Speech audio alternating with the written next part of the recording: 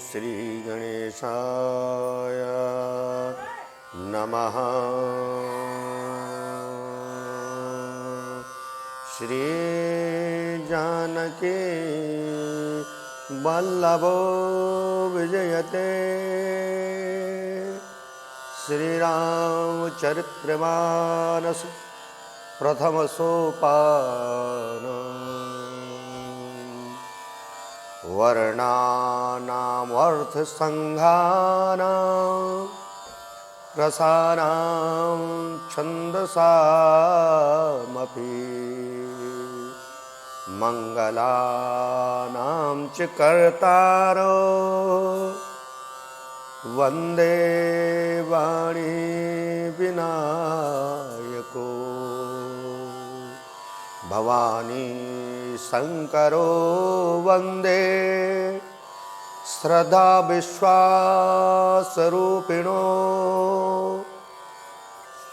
याभ्यां विना न पश्यन्ते सिद्धा स्वान्तस्तमीश्वरम्। वन्दे बोधमयं नित्यं गुरुं शङ्कररूपिणम्। याम्याश्रितो हि वक्रोपे चन्द्र सर्वत्र वन्दते। सीता रामगुणग्रामः पुण्यारण्यविहारिणो। वन्दे विशुद्धविज्ञानो कवीश्वर कपीश्वरो। उद्भवस्थितिसंहारकारिणीं क्लेशहारिणीं सर्वश्रेयस्करीं सीतां नतोऽहं रामवल्लभां। यन्मायावशवर्ति विश्व अखिलं ब्रह्मादिदेवासुरा। यत्सत्त्वाद्रमिषेव भाति सकलं रज्जो यथा हीर्भ्रमः। यदपादपल्लवमेकमेव हि भवां बोधे स्थितिर्षावताम्।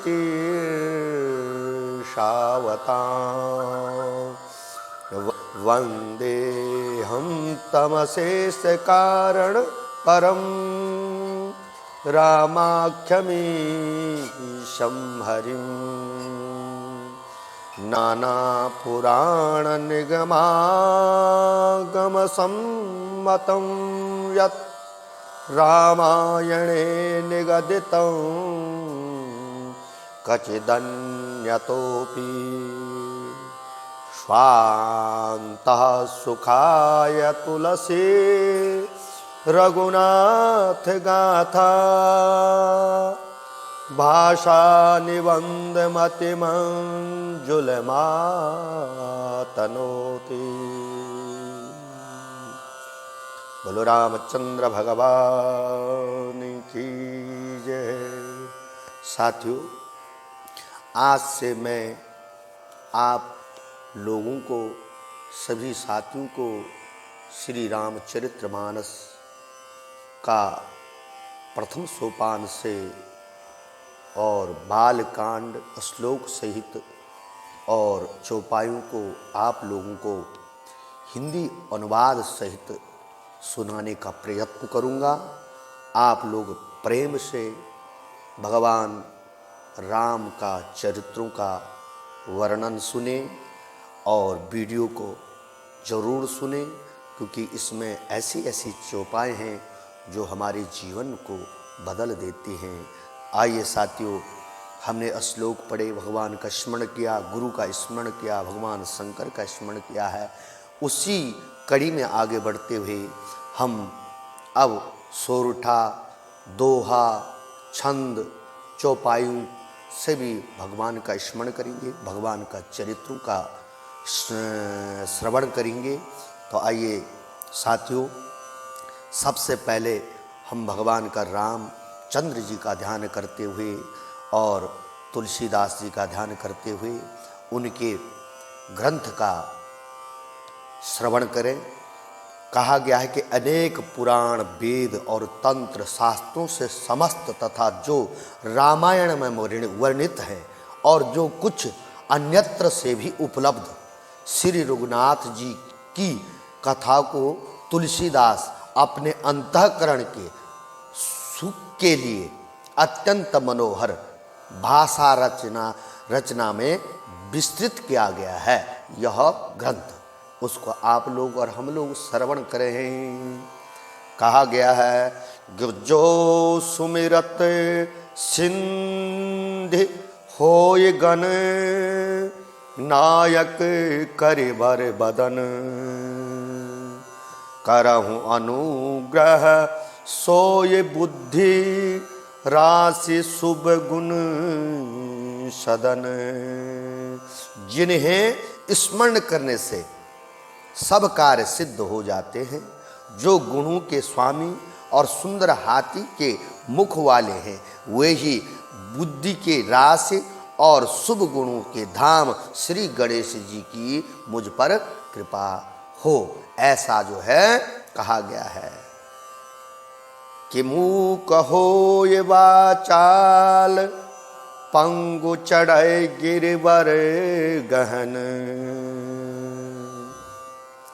जासु कृपा सो दयाल द्रवऊ, सकल कलिमल दहन। जिनकी कृपा से गूंगा बहुत सुंदर बोलने वाला हो जाता है और लंगड़ा लूला दुर्गम पहाड़ पर चढ़ जाता है, वे कलयुग के सब पापों को जला डालने वाले दयालु भगवान मुझ पर द्रवित होकर दया करें। कि नील सरोरुह श्याम, तरुण अरुण वारिज नयन, करहु सो मम उर्धाम, सदा क्षीर सागर शयन। जो नील कमल के समान श्याम वर्ण हैं, पूर्ण खिले हुए लाल कमल के समान जिनके नेत्र हैं और जो सदा क्षीर सागर में शयन करते हैं, वे भगवान नारायण मेरे हृदय में हमेशा निवास करें। कुंद इंदु समदेह उमा, रमन करुणा अयन, जाहि दीन पर नेह करऊं, कृपा मर्दन मयन।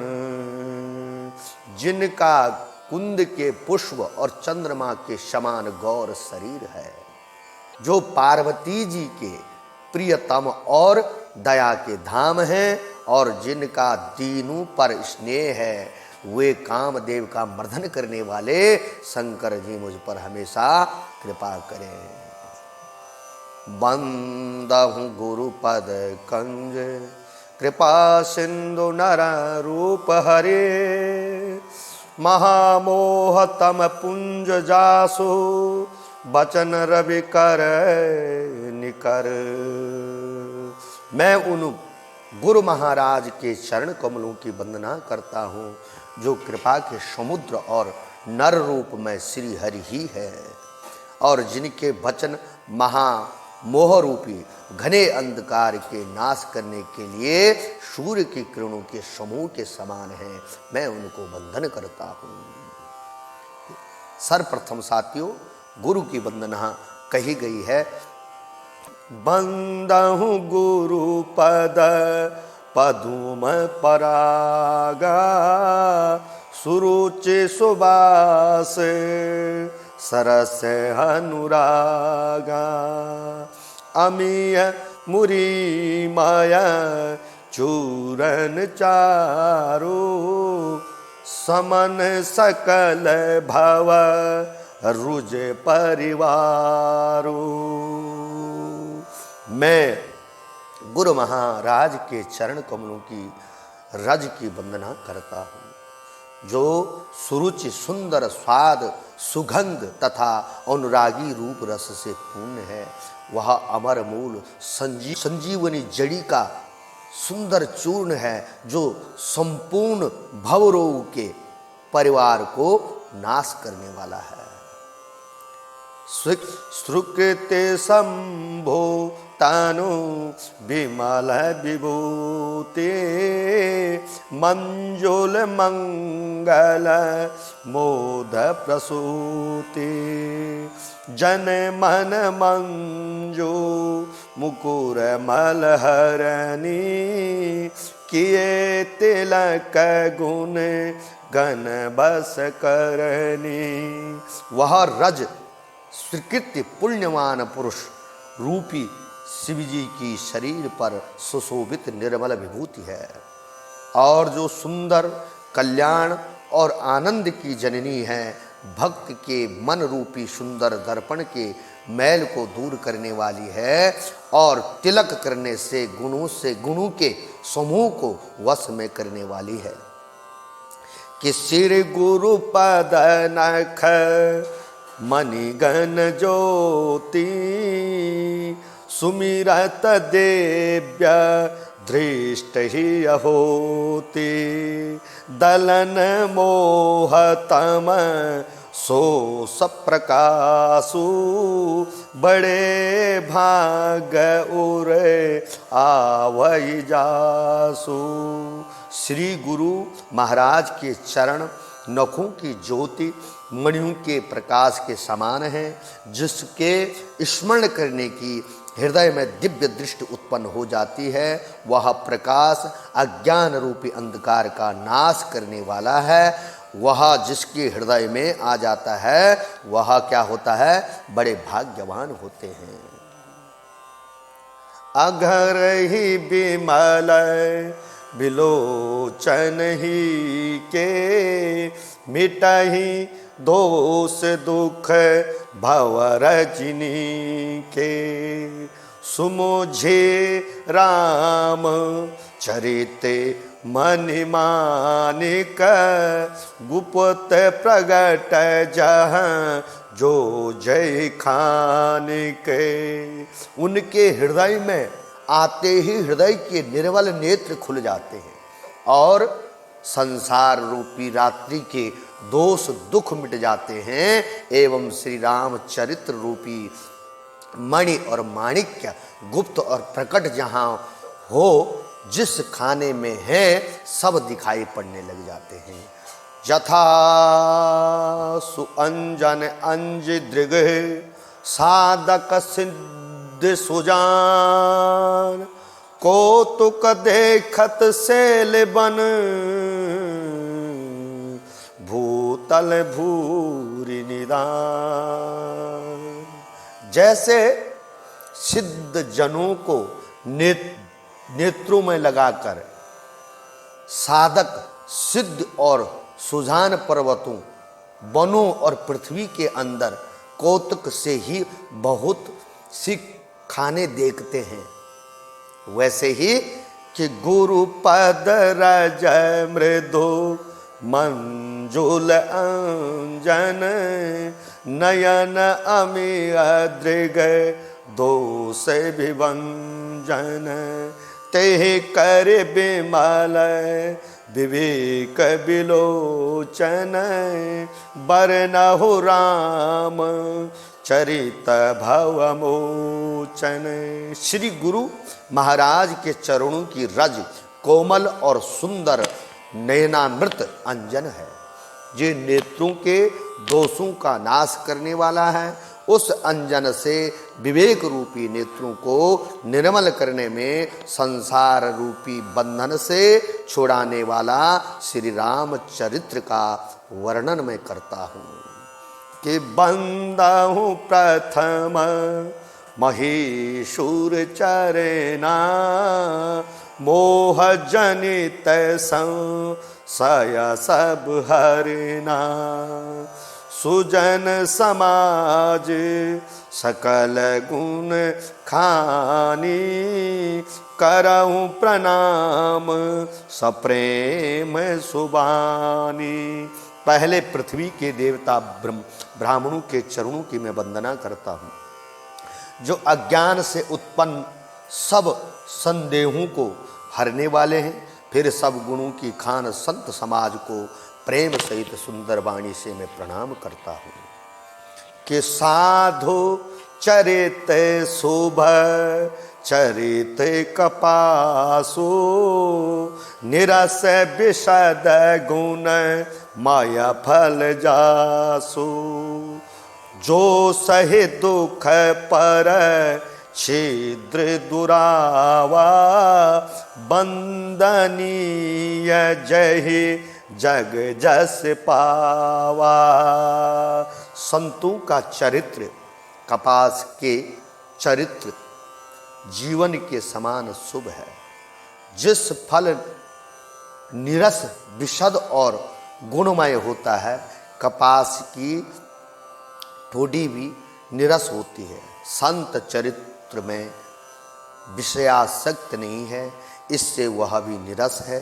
कपास उज्जवल होता है, संत का हृदय भी अज्ञान और पाप रूपी अंधकार से रहित होता है, इसलिए वह विशद ही है।